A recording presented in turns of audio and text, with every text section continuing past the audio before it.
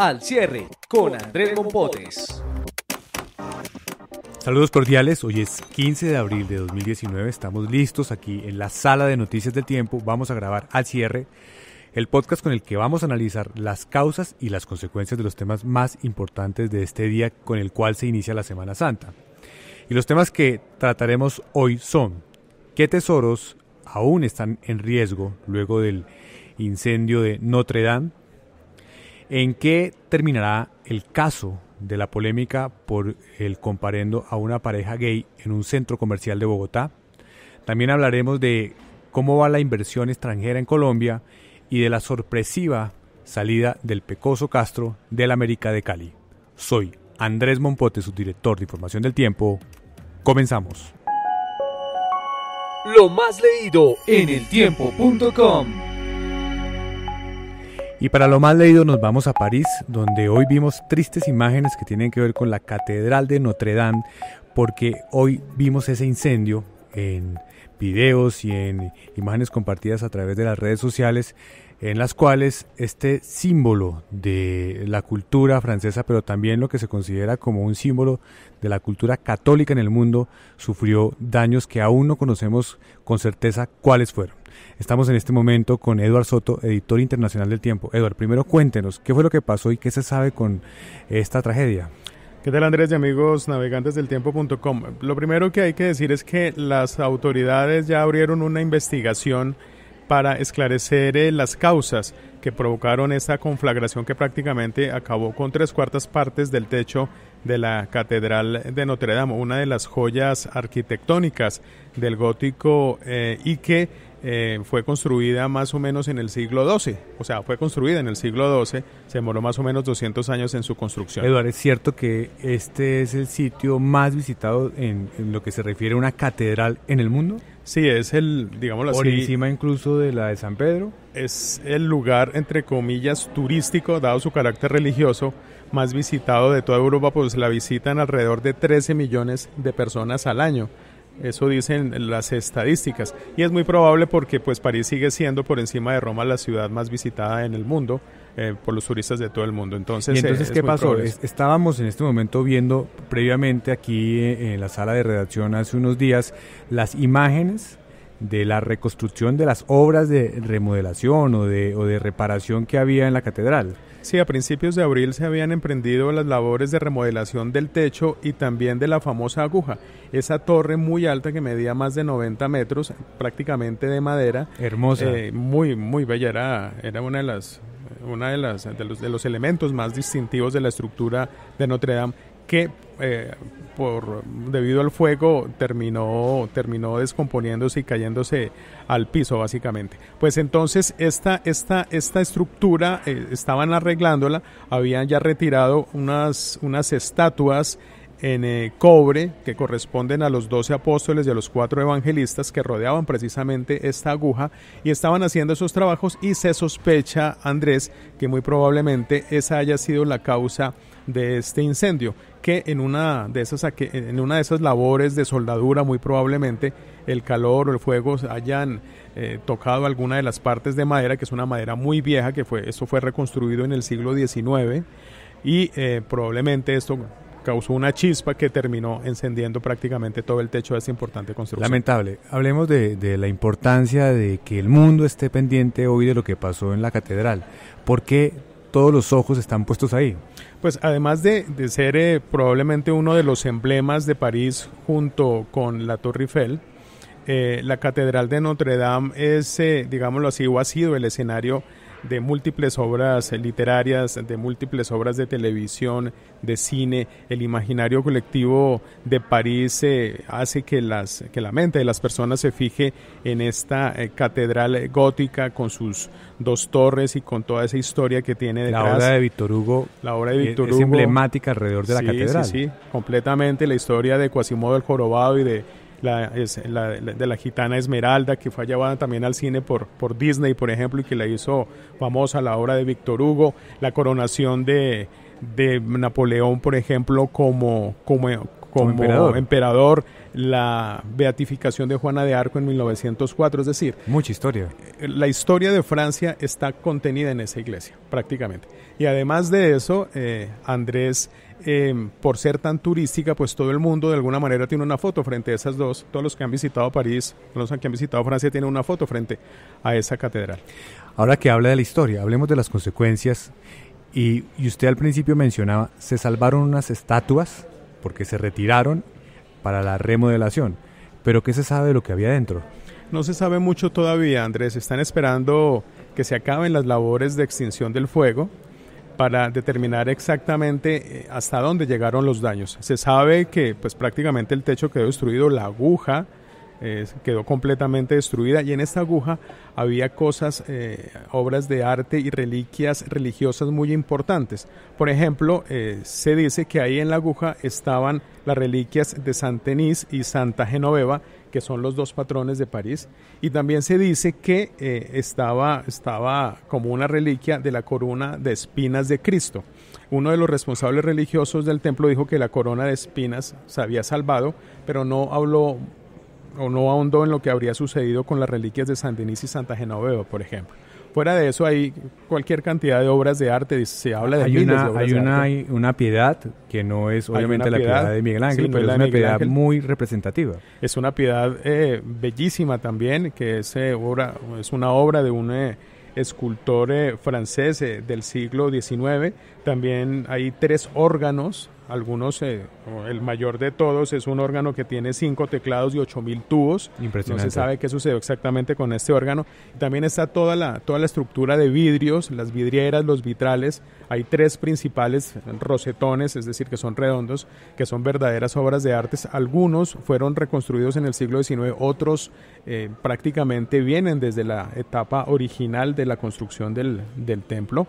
Entonces esta es una obra de arte invaluable, más el coro, que está hecho completamente en madera y que es probablemente una de los coros mejor conservados de todas las catedrales medievales en el mundo. Entonces, estamos esperando el balance que hagan las autoridades sobre hasta dónde llegaron los daños, y también muy pendientes de las noticias que dio el presidente Emmanuel Macron, en el sentido de que van a reconstruir de inmediato la catedral y que a partir de la otra semana va a arrancar una especie de vaca mundial. Es con ayuda internacional. Sí, como una especie de recolecta mundial, para que no solamente los franceses, sino también los católicos del mundo ayuden a la reconstrucción de uno de los templos más emblemáticos de la religión católica en el mundo. Eduardo, muchas gracias. La clave de las noticias. Y vamos a Bogotá, vamos a continuar con el tema clave. Se trata de una polémica que se desató en un centro comercial de la ciudad a raíz de un comparendo que la policía le puso a una pareja gay, y lo que hay alrededor es todo un debate sobre si la policía hizo bien el uso del código alrededor de lo que sucedía, y la controversia, porque este tipo de cosas suceden en el ambiente público. Los que llamaron a la policía decían que había una especie de alteración de lo que deben ser las buenas conductas públicas en ese lugar. Y estamos en este momento con Yolanda Gómez, editora de la sección de Bogotá, para que nos explique qué pasó. Yolanda, ¿por qué se da este caso? Bueno, mire, la polémica se desata porque a un señor le pareció que esta pareja estaba cometiendo actos obscenos y que había niños en el centro comercial, no sé si cerca o no, porque no han aparecido las imágenes de qué estaba pasando, qué era lo que pedía la pareja gay. Y la policía acudió al llamado e impuso el comparendo como si fuera realmente cierto que esta pareja estaba cometiendo actos obscenos. Entonces, ¿por qué se ha desatado la polémica? Punto. Entonces, el código de policía sí establece que si hay actos de esa naturaleza en un espacio público se puede imponer un comparendo. Bueno, pero entonces la situación es que es una de las versiones de la situación que se presentó en el centro comercial, la del señor que denunció que le pareció que estaba mal. La pareja insiste en que no están cometiendo ningún acto obsceno, y de hecho hemos consultado con distintas organizaciones que defienden los derechos de las personas LGTBI, y ellos dicen que la misma Constitución protege el hecho de que usted pueda ir abrazado en un centro, pues en un espacio público, porque es una pareja, finalmente. Y eso es muy importante. El código dice que es un acto obsceno, o sea, sí está especificado, porque si una pareja heterosexual se da un beso en el público, eso no debería ser considerado como precisamente lo que en este momento se está discutiendo. Por eso es el tema de que la policía se casó con la versión de las personas a las que les pareció que ellos estaban cometiendo actos obscenos, pero no sabemos cuáles son. Ellos dicen que no estaban cometiendo ningún acto de exhibicionismo, y utilizan una frase, ni siquiera nos estábamos morboseando, decían ellos en el video que se hizo viral en redes. Pero lo cierto es que lo que cuestionan quienes defienden los derechos de las personas LGBTI es que la policía impuso el comparendo con una sola versión de los hechos, y finalmente el caso va a terminar en manos de un inspector de policía, que es el que tiene que recaudar las pruebas, porque el comparendo es una orden a usted para comparecer, no es todavía la sanción. La sanción podría ser una multa, pero no estamos todavía en esa etapa. No, es lo mismo que pasa con los comparendos de tránsito. A usted le dicen que violó una norma y le imponen un comparendo. Es una orden de comparecer ante una autoridad ante la que usted puede rebatir lo que le están diciendo y decir, mire señor, yo no cometí ningún delito, ninguna infracción, a mí no me imponga esa multa. Es lo mismo que va a pasar en este caso, pero obviamente el comparendo suena como una sanción muy grave, porque finalmente la policía actuó bajo el supuesto de que sí hubo actos obscenos, y es lo que le cuestionan a la policía, y ellos sacaron un comunicado diciendo que el caso va a ir al inspector de policía, que es el que finalmente va a contrastar las dos versiones.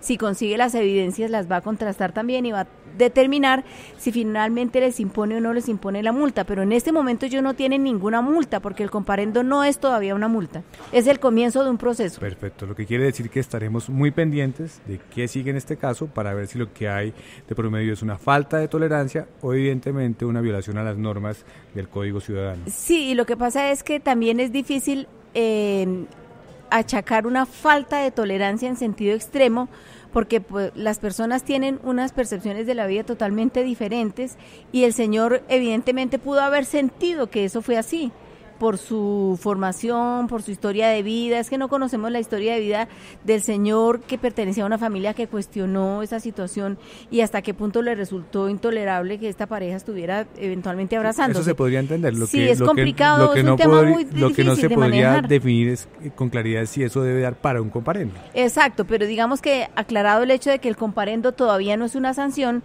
digamos que ahí hay un margen de acción, en el sentido de que el comparendo no es la multa. Muy bien, estaremos pendientes. Yolanda, muchas gracias. Estamos haciendo seguimiento. La cifra del día. Y en la cifra del día vamos a hablar de la llegada de dólares para inversión extranjera, que creció 23% a marzo de este año. Estamos hablando de la inversión extranjera directa, y tiene que ver con un buen síntoma de la economía, pero para poder analizar más en detalle lo que pasa, estamos con Omar Ahumada, subeditor de Economía del Tiempo. Omar, ¿cuáles son las cifras y esto qué significa? Andrés, buenas tardes, ¿qué tal? Básicamente entre enero y marzo, según el informe del Banco de la República, que se llama balanza cambiaria, y que es un reporte preliminar de lo que efectivamente se va a pagar, que es la balanza de pagos, en el primer trimestre llegaron al país 2.256 millones de dólares. Como usted lo dice, es un buen indicador de que el año comenzó bien en materia de inversión extranjera directa, y está básicamente relacionado con la inversión extranjera para petróleo y minería, que es normalmente la que predomina en este tipo de cosas por los grandes capitales que se necesitan para la exploración petrolera. Acordémonos que el gobierno viene promocionando áreas de exploración en el mar y otras que han implicado la suscripción de acuerdos con el gobierno para traer recursos para seguir buscando hidrocarburos. Además también la coyuntura adicional de que ya estamos llegando prácticamente a la producción de 1 millón de barriles diarios, eso genera por lo menos una sensación de que la inversión en ese sector es lo que va a jalonar el incremento de los dólares que van llegando a Colombia. Exactamente, y básicamente lo que le apunta al gobierno, como usted lo dice, es que si uno se compara con Venezuela viene bajando muy rápidamente, y Colombia ya lo está pasando en producción por lo menos. Colombia está ya casi cercano a los 900.000 barriles, pero la meta del gobierno es seguir aumentando, y no solo la producción sino las reservas. De los 2.256 millones de dólares que llegaron entre el primer trimestre, el 82% fueron a minería y petróleo. Entonces eso es un indicador claro de que el gobierno y el país más bien va a recibir recursos que se van a constituir en generación de empleo, en recursos en compra de insumos y suministros para toda la cadena de negocios que está detrás de estos sectores. ¿Y el porcentaje restante se sabe a qué llega? A los diferentes sectores, básicamente digamos, llegan a la industria, llegan al agro, a veces llegan a cosas a turismo, dependiendo de la dinámica que tengan los negocios y de los proyectos que estén en curso, pero el hecho de que esté jalonando el petróleo y la minería, pues quiere decir que hay un buen ambiente de ese sector, y hay algo que sí está en contravía y que ha reducido, es el tema de la inversión en portafolio. Es la inversión que hay en fondos de inversión en el sector financiero, que traen a invertir capitales a fondos, esa bajó 69%. Quiere decir que no las... un ejemplo de ese tipo de inversión es la que va, por ejemplo, las acciones en la bolsa. Exactamente, cuando hay inversiones de portafolio, sí, ¿qué quiere decir eso? Que se redujo en el primer semestre en un 69% de esa inversión, porque, como usted se acordará, hay unas políticas en Estados Unidos que están aumentando las tasas de interés, la percepción de riesgo de algunos países latinoamericanos ha bajado, entonces ha subido mejor, lo que hace que los inversionistas se queden en Estados Unidos y en otros países donde es más rentable y menos riesgoso invertir sus recursos. Omar, muchas gracias. Con mucho gusto. Lo que viene para su información. Y vamos a terminar con fútbol. Vamos a hablar en la sección de lo que viene. ¿Qué va a pasar con el América de Cali luego de la sorpresiva salida del Pecoso Castro? Estamos con José Orlando Asensio, su editor de Deportes del Tiempo. ¿Qué pasó? Cuéntenos, pues, Orlando. Andrés, todos estamos sorprendidos con la noticia, pero hay algunas cosas que venían pasando en las últimas jornadas. Recordemos que América, si bien está entre los 8, está quinto en la tabla, venía de perder los últimos 3 partidos. Perdió con Equidad, un partido que perdió muy feo, 3-1 en Cali. Perdió con Huila en Neiva en un primer tiempo terrible también, lo terminó perdiendo 2-1 porque Huila es uno de esos equipos que tiene problema de gol grave, y América pues casi estuvo a punto de empatarlo. Y este fin de semana perdió el Clásico. El común denominador de los 3 partidos fue que en todos el Pecoso Castro salió muy molesto a la rueda de prensa con la idea de que necesitaba hablar con los jugadores, que no estaba contento con el rendimiento y que tenía que conversar con ellos. A ver, ¿será que hay rebelión allá en el camerino y eso no lo conocemos en detalle? Yo siento que la decisión que toman tiene más que ver, bueno, no hemos podido hablar aún a esta hora que grabamos este podcast con Tulio Gómez, el presidente de la América. Siento que Tulio Gómez se puso del lado de un grupo de jugadores, porque no creo que sean todos. Por ejemplo, Carlos Bejarano, el arquero que está lesionado, curiosamente el bajón de la América coincidió también con la salida de Bejarano. Puso un mensaje en su cuenta de Twitter muy cortico, pero que dice mucho. Lo único que dice es una lástima. Entonces eso significa que por lo menos alguna parte del grupo de jugadores sí debe estar respaldando a Pecoso. El resto no se sabe. Lo que va a pasar por ahora es que el partido del jueves frente al Unión Magdalena en Santa Marta lo va a dirigir Gerson González, y dicen que hay 3 nombres en carpeta. Pero Gerson es de la cuerda del América, no de la cuerda del Pecoso. No, Gerson viene trabajando hace rato con divisiones menores. De hecho, fue el técnico que dejaron encargado justo antes de que llegara Pecoso, cuando se fue el portugués Pedro Santos, que era el antecesor de Pecoso en el América. Estuvo unos partidos encargado Gerson González y después le entregaron el equipo a Pecoso en esa oportunidad. Ahora vuelve a dirigir Gerson González, que viene trabajando desde hace rato con divisiones menores del América, y tienen 3 nombres en carpeta. Dicen que uno de ellos es Julio Comesaña, pero tuvimos comunicación con él y lo negó. Es decir, y los otros 2 todavía no sabemos quiénes son. De los otros 2 no se sabe nada. Bueno, es una lástima por el América. La racha evidentemente era muy mala, pero también hemos visto otros equipos con situaciones más difíciles e intentando hacer un proceso de continuidad. No, claro, es que lo que sorprende es sacar a un técnico cuando el equipo está en los primeros lugares, está clasificado, no tiene, por lo menos por la próxima fecha no va a tener problema de que le estén peleando el cupo. Tiene el octavo a 4 puntos y justamente justamente va a enfrentar al octavo, que es el Unión Magdalena. Entonces sorprende mucho el tema. Tiene que haber alguna explicación más grave de esa salida de Pecoso Castro, y muy seguramente tiene que ver con manejo de grupo y con manejo de jugadores. Todos sabemos también que Pecoso Castro ha tenido problemas en los equipos que ha dirigido en su segunda temporada, porque al comienzo le va bien, el equipo rinde, saca muy buenos resultados, incluso ha obtenido algunos títulos con Deportivo Cali, un par de títulos de liga local, pero en la siguiente temporada el equipo se piensa caer y todo tiene que ver con tema de manejo de grupo. Los grupos se rompen, se dividen y eso termina pesando a la hora de hablar de su continuidad. Orlando, muchas gracias. Mucho gusto. Escucha los podcasts del Tiempo también en Spotify.